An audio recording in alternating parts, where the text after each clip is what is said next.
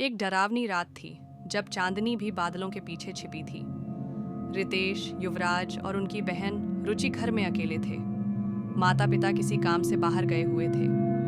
रुचि अपनी नई गुड़िया से खेल रही थी, जबकि रितेश वीडियो गेम में डूबा था। युवराज हमेशा की तरह एक कोने में बैठा डरावनी कहानियों की किताब पढ़ रहा था, लेकिन उसकी आंखों में डर साफ झलक रहा था। अचानक घर की बत्तियां टिमटिमाते हुए बुझ गईं। चारों तरफ घना अंधेरा छा गया। रुचि डर कर रितेश से चिपक गई। युवराज, जो पहले से ही डरा हुआ था, बुरी तरह कांपने लगा और उसने अपनी किताब फेंक दी। तभी ऊपर के कमरे से एक अजीबोगरीब आवाज आई,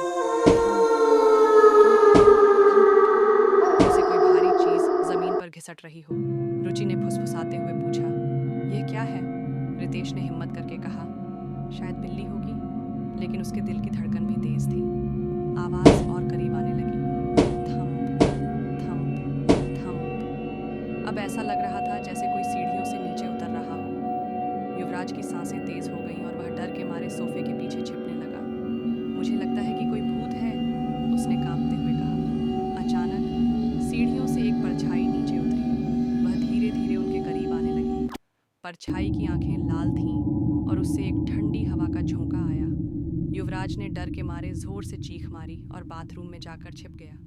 रितेश ने रुचि का हाथ कसकर पकड़ा और हिम्मत जुटाकर परछाई से पूछा, तुम कौन हो? परछाई ने एक डरावनी आवाज में कहा, मैं तुम्हारे बचपन का डर हूँ, जिसे तुम सब भूल चुके हो।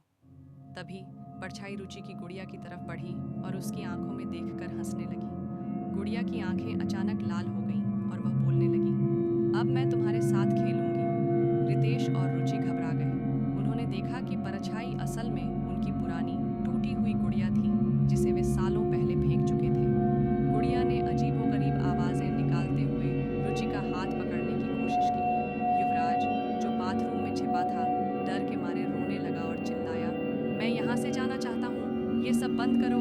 अचानक दरवाजे पर जोर से दस्तक हुई। तीनों डर गए। रितेश ने हिम्मत करके दरवाजा खोला। बाहर उनके माता पिता खड़े थे, जिन्होंने बिजली ठीक होने की खबर दी थी। जैसे ही बत्तियां वापस आईं, गुड़िया की आंखें सामान्य हो गईं और